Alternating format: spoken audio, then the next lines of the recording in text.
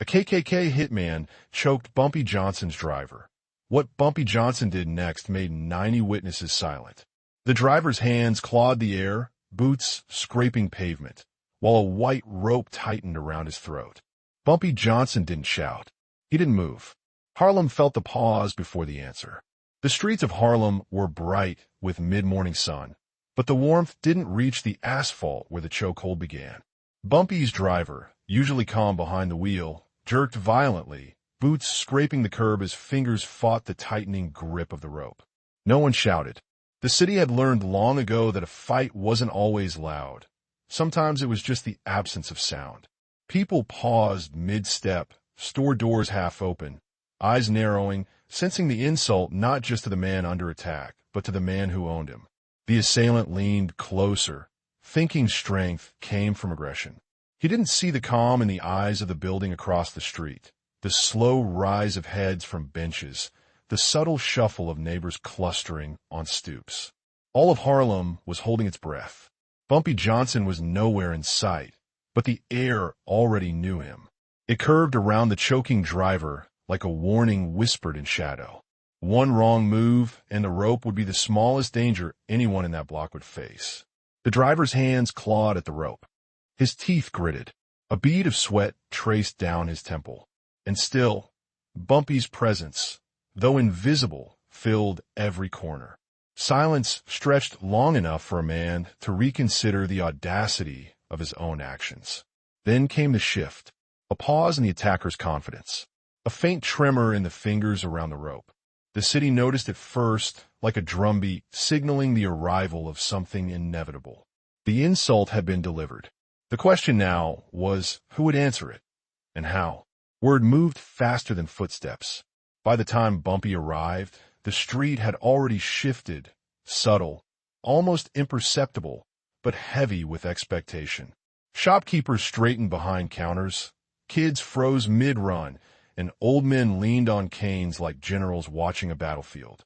Every eye tracked the unfolding moment, measuring the unseen power in play. Harlem had long learned one rule: respect Bumpy Johnson. Not because of fear alone, but because he made clear what mattered and what didn't. A man's life, a man's pride, a man's city, they all existed under the same invisible law. Bumpy decided when and how they bit. Whispers passed like paper notes from stoop to stoop. He'll handle it. Calm as always. The driver's struggle had lit a fuse, but the neighborhood knew. Any answer given too fast, too loud, too reckless would be the wrong one. The wrong one could cost more than a life. It could fracture the streets themselves. Eyes followed the attacker, still grinning at the perceived advantage. They didn't notice the way the city itself had begun to hold him in check.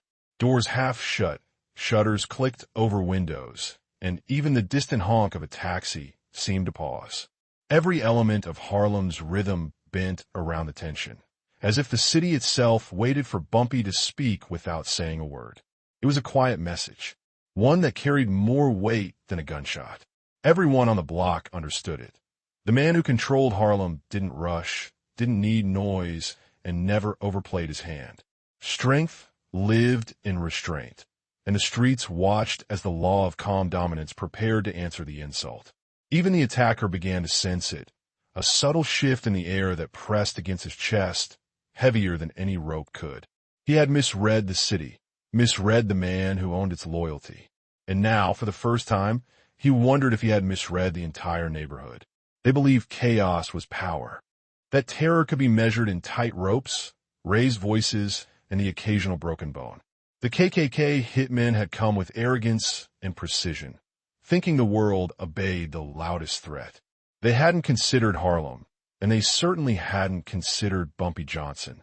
The attacker's grin faltered as he looked around. Every face that met his carried a quiet accusation.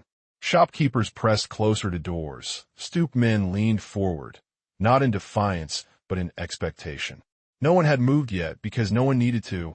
Silence itself became a weapon, heavier than the rope still twisting around the driver's throat.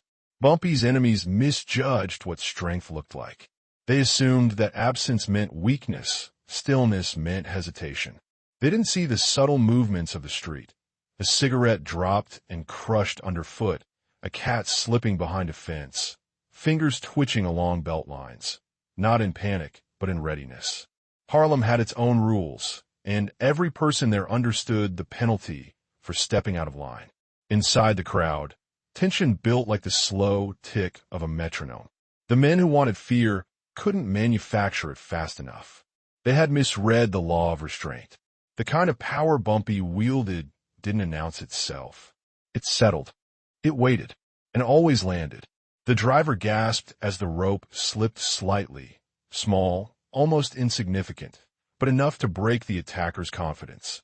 The men had come to dominate a moment, but instead they became its subjects.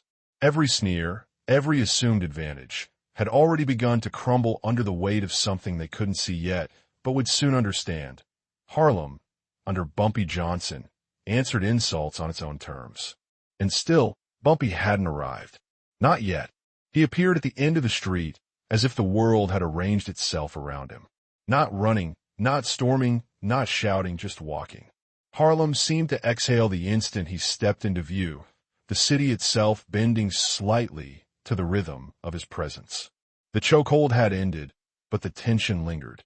The driver staggered back against the curb, coughing, eyes wide with relief. The attacker froze, unsure which danger had arrived first. The rope, the street, or the man now walking calmly toward him. Bumpy's gaze swept the block slowly, not searching for enemies. He already knew who they were. Not checking the driver. He already trusted him. He scanned faces, measuring curiosity, loyalty, and fear in equal measure. The silence stretched, deliberate, almost unbearable. Every person on the block leaned forward in their own way, as if the smallest movement could disturb the inevitable. He didn't raise his voice. He didn't issue threats. Words weren't necessary. The city already listened. The man who had dared choke his driver now met Bumpy's calm stare, and the air thickened. A subtle shift, almost imperceptible, but the attacker felt it deep in his chest. This was power without spectacle, control without chaos. Even the witnesses understood. No sudden moves, no guns drawn, no grand gestures. Just a man who owned a room with patience. Harlem knew that in moments like these, restraint carried more weight than rage, and reputation outlasted any immediate fight. The attacker swallowed hard, his confidence crumbling in the silence. Bumpy stopped a few feet away, hands relaxed at his sides, but the gravity of his presence pressed against every bone in the man's body. 90 eyes followed, hearts racing, waiting for the inevitable. And Bumpy Johnson, calm as the morning sun, held the moment like a secret, waiting for it to bloom. The street held its breath. 90 sets of eyes, each a silent witness, all focused on the man who had entered without haste, without rage, yet with authority heavier than any weapon. Bumpy Johnson's presence didn't scream, it landed. The air itself seemed to bend around him, pressing the attacker against the weight of the city's judgment. The KKK hitman tried to hold his ground, but even the rope, the threat he had once wielded, seemed trivial now. Every muscle in the man's body tightened, not with confidence, but with the awareness of eyes. Eyes that measured history, loyalty, principle, and consequence all in the same moment. He realized, perhaps too late, that he had misread the rules. Bumpy stepped closer, calm and deliberate. He didn't touch the man. He didn't raise a hand. His gaze alone made the space between them shrink, suffocating arrogance with unspoken authority. The driver, still trembling, clutched the doorframe of the car, but he didn't need protection.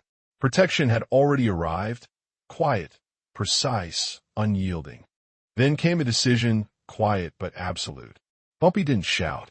He didn't strike.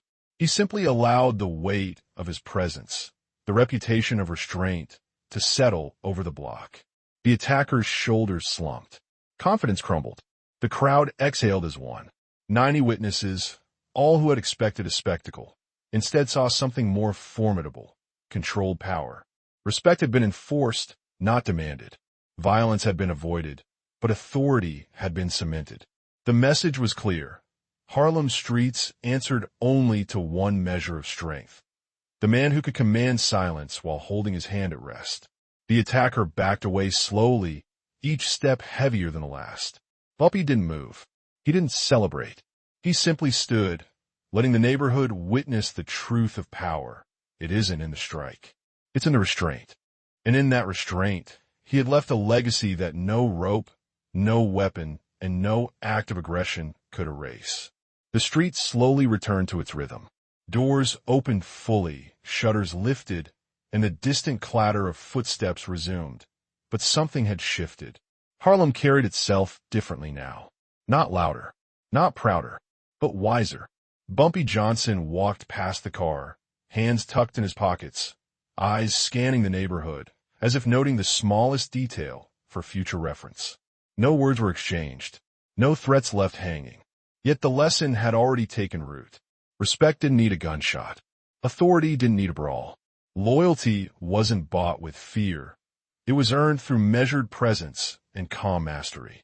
Neighbors whispered in corners, recounting what they had seen. Shopkeepers nodded at each other, not in fear, but in acknowledgement. The young men on stoops straightened, understanding that power was quiet before it struck. Even the driver, still catching his breath, knew the truth. He had survived because his boss had taught the city a principle stronger than any rope or threat. The attacker had disappeared into the shadows, his arrogance dissolved. He had misjudged Harlem and misjudged Bumpy Johnson. The city, however, had observed carefully. 90 witnesses carried the story in their eyes, their silence heavier than any shout could have been. They understood that power, when restrained, was permanent.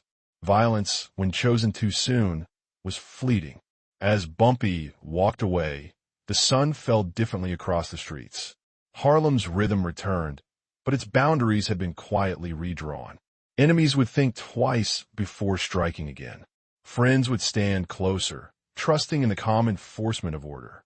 And the story, silent but unforgettable, would linger in the minds of everyone who had seen it. The day ended with no gunfire, no chaos, no spectacle. Just the subtle, undeniable truth. Bumpy Johnson had answered the insult not with rage, but with authority. And in doing so, he ensured that Harlem remembered, for years to come, what real power looked like.